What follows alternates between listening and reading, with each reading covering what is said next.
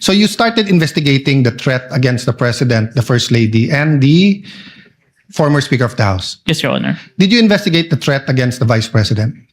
Hindi ba normal sa investigation kung sino yung primary agency na taga-protekta na lumalaban dun sa threat ay tatanungin natin? Yes, Your Honor. So bakit hindi tinanong ng NBI ang PSG?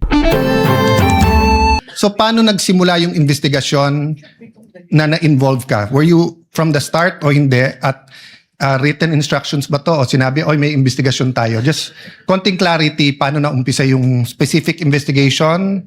And was it based on the November 3 video? Tama ba? November 23, Your Honor. Okay. It all started, I received a phone call, sir, from my executive officer that there is a video wherein there is a statement given by the Vice President, which is classified as threat. And I was tasked and assigned to investigate the case, sir. Okay. So basically, ganun yung pagkasabi na I'm tasking you to look at the video, investigate. Yes, Your Honor. Were you working alone or with a group? With a group, Your Honor. NBI group?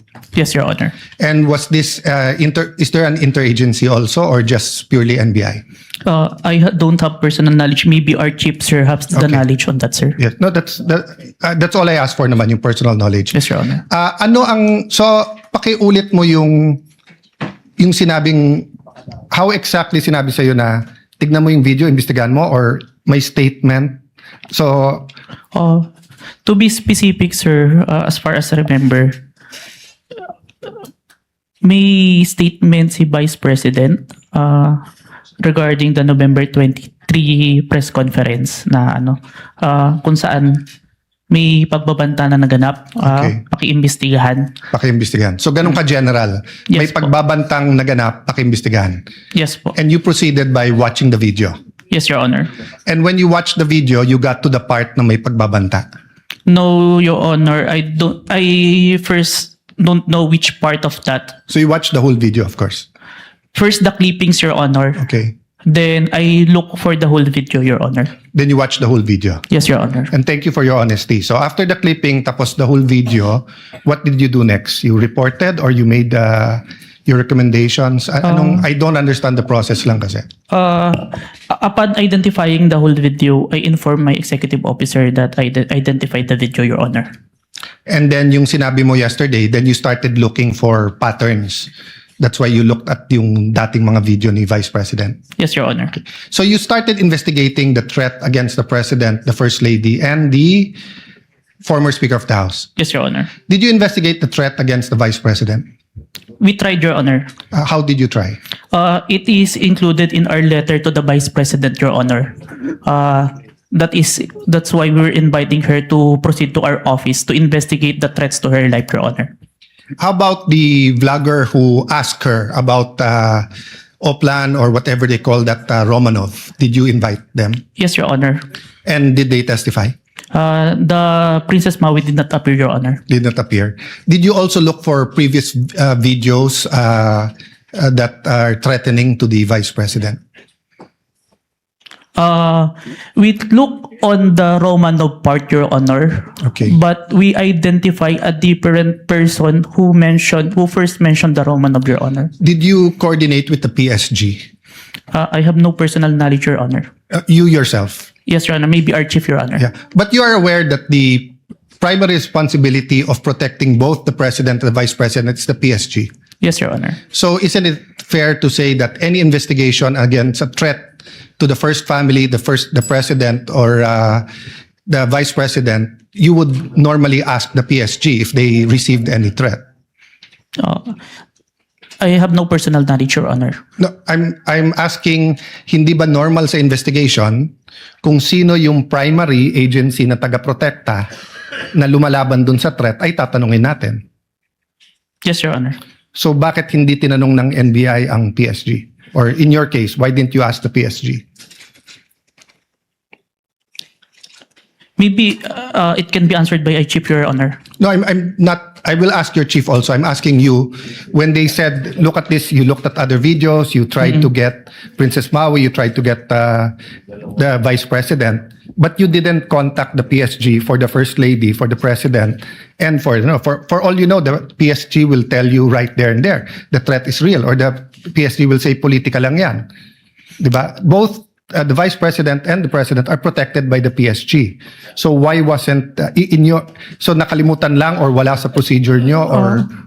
Your Honor, there is already a statement from the National Security Council, Your Honor, that it is an active threat, Your Honor. That's why we start investigation. Yes, and the primary group that will know if it's an active threat is the PSG. So if this was the United States, it will be the Secret Service. So whether the FBI or the CIA, state troopers, the federal marshals, kung sino man mag-iimbestiga, parati nilang tatanungin yung Secret Service. So I'm just curious why we did not ask the PSG input. Kindly wind up, Senator Cayetano. Senator Okay. Judge Cayetano. So my last question is, how did you characterize the threat of the Vice President to the President? Given that ang exact words niya, huwag kang mag-alala ma'am sa security ko kasi may kinausap na akong tao, sinabi ko sa kanya, kapag pinatay ako. So that'll be fair to you and not vague, no? Did that phrase, kapag pinatay ako, have any bearing in your investigation? Yes, Your Honor. And what was that bearing or thoughts in your mind? First of all po, dun sa statement, may nakausap na po. It already took place before pa yung mangyari yung meeting. And nung Excuse condition... me. I'm not talking about yung may kinausap Apo. na para pumatay. Ang sinasabi ko, yung sinabi niya na pag pinatay ako. Yes, Your Honor. How did that affect your investigation? There is a condition na kapag pinatay siya. But as we can see, it's only applicable if there is only two parties. The statement make a loophole wherein a third party can use that na kapag namatay si BP, ma-execute niya yun, yung statement ni BP na may nakausap na siya without the participation of the one mentioned, the President, the First Lady, and the Speaker of the House, Your Honor. That's fair. But what I'm saying is that in your reports, did you characterize it as a conditional threat?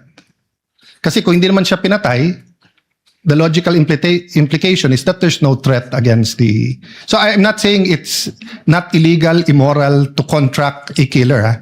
I'm just trying to follow the logic na pag sinabi kong pakukulong kita, Mr. Witness, pag nagsinungaling ka under oath, then it's actually not a threat. It's a legal... I'm just telling you the law, di ba? Pero pag sinabi kong pag hindi ka sumunod sa akin, anuin kita. So that's my last question lang. So how did you characterize that? It wasn't a conditional in your mind because may kinausap na? Even with or without, sir, it's still considered a threat as long as the person... I have no doubt there. I'm just asking, is it a conditional threat?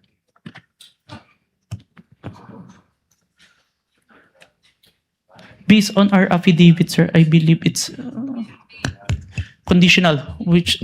Based in your affidavit. But your initial assessment, yung personal mo as an investigator, this is an investigation of the whole NBI, but yung personal mo. The threat is absolute, sir. Okay. Yan ang ating Bravo Balita. Salamat sa panonood. Follow at subscribe at like na po kayo sa aming Facebook, YouTube at TikTok channel.